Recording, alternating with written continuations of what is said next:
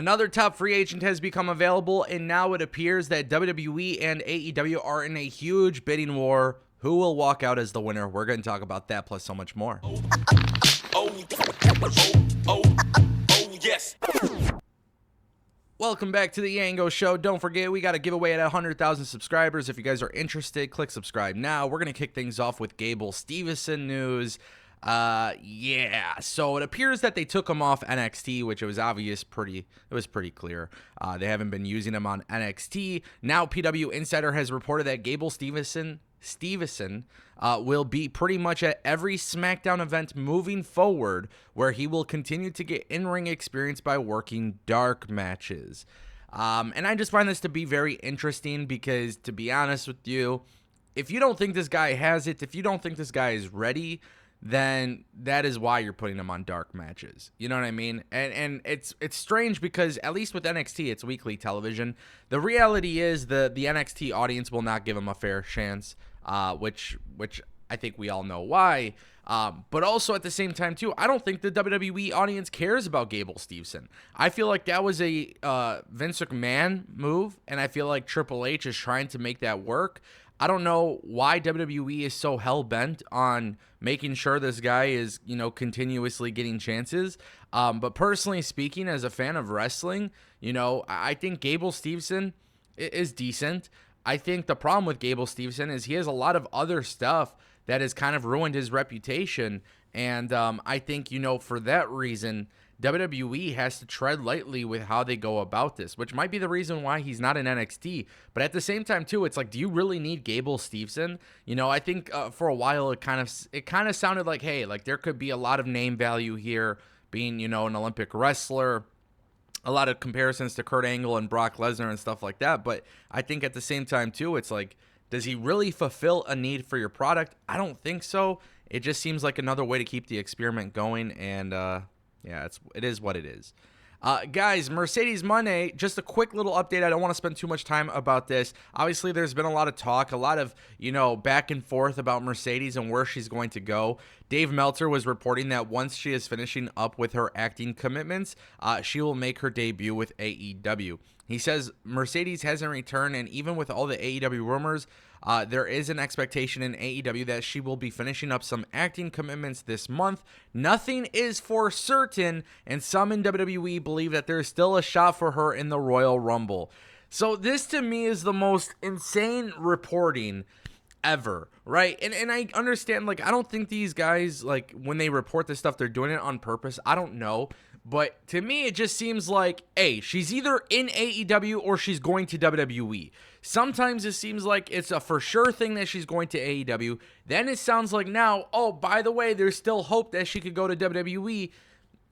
She's either in AEW or she's not. You know what I'm saying? And I just feel like this is a way, I don't know why these guys do it, but I feel like this is a way to make a story something so much bigger than it actually is.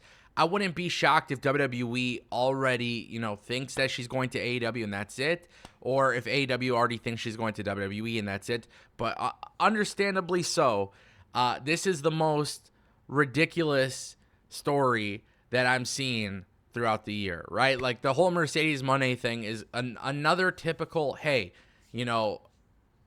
it's this, it's that, it might be, maybe, I don't know, possibly, potentially, like, guys, at the end of the day, nothing is for certain until Mercedes shows up.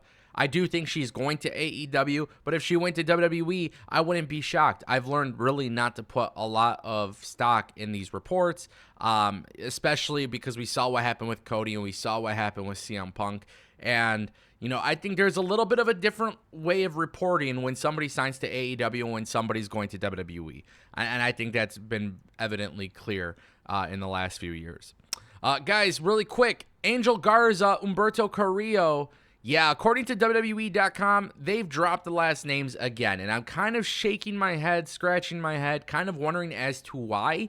But at the same time, too, I don't think it's necessarily a bad thing. It's not like these guys were given brand new names entirely. But it is interesting because Vince McMahon was the guy that typically wanted wrestlers to have, to drop their last names and stuff like that. Vince McMahon was the one to blame for a lot of the name changes. Well, we know Vince McMahon is not involved in creative. We know Vince McMahon is not involved in creative whatsoever. We know Vince McMahon doesn't have a hand in the WWE product anymore. So I'm curious as to why WWE made this decision to drop their last names. I don't think it's that big of a deal, but I am scratching my head as to why, because I don't think it's like necessary, if that makes sense. The only thing I can mention that I've seen certain people say, whether it be in Discord, on Twitter, which I think could be kind of a fair point.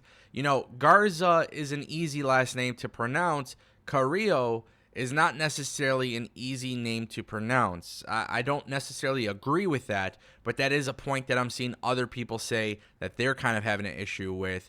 So when you look at the last name and read it out loud, you know, a lot of people might just pronounce Carrillo or something like that, and maybe that's something that WWE doesn't necessarily want. I don't know. I just think it's an unnecessary name change, personally speaking, but if you're dropping the last names, the only logical reason why I could think you're doing that is because you're putting it with Santos Escobar. You're putting them with Santos Escobar. You're building this faction, and maybe you're just trying to simplify things. I don't know. Does it hurt them? No, it really doesn't. I think booking matters way more than name changes and stuff like that. Now, if WWE does something stupid and, you know, completely change what made them cool in NXT, then I have a problem. And it doesn't look like WWE's been doing that. Since the time that they went back to NXT, came back from NXT to the main roster, it seems like they've been packaged very well. So I hope that remains to be the same. Guys, Okada is leaving AEW. He's leaving New Japan Pro Wrestling, potentially going to AEW, potentially going to WWE. New Japan Pro Wrestling had announced that he's leaving the company. We kind of knew that there was some interest of him, you know, potentially leaving. Now it's been made official. Obviously, very shocking news, especially for those in Japan who are big fans of Okada. I find this to be another chaotic story because Dave Meltzer's talking about this. Basically, for those who don't know, multiple sources, I know Fightful and other sources have come out as well, that Okada, nothing's for sure. AEW is the one who's kind of like the strong, like the one who's more favored, I guess, to sign him. Alvarez brought up how Okada's wife is famous actress, but only pointed out that she only does voiceover work, as she could do that from anywhere and doesn't need to live in Japan. Obviously, Tony Khan's tweet got a lot of people talking. A lot of people believe that the expectation is for Okada to go to AEW. There is also a very strong belief that WWE is very interested in bringing in Okada.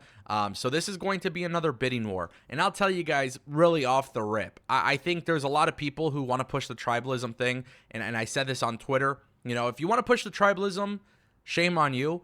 To act like Triple H will fumble Okada, it's not the same regime. It's not Bruce Pritchard and Vince McMahon and Kevin Dunn doing what they typically do. This is something different. This is a different regime in charge. And at the end of the day, we have to be fair to Triple H in the sense that we trust them. Now, in terms of Okada going to AEW, very well big possibility. I could definitely see that happening, and I don't think that's necessarily a bad thing for AEW. But if I was New Japan Pro Wrestling, I would very much reconsider that partnership because they have lost all of their top stars to AEW. What would be the point of Forbidden Door? Forbidden Door, in order for it to make sense anymore, you have to have other promotions involved because you've already taken the top talent from New Japan. So I think New Japan should probably reconsider that partnership.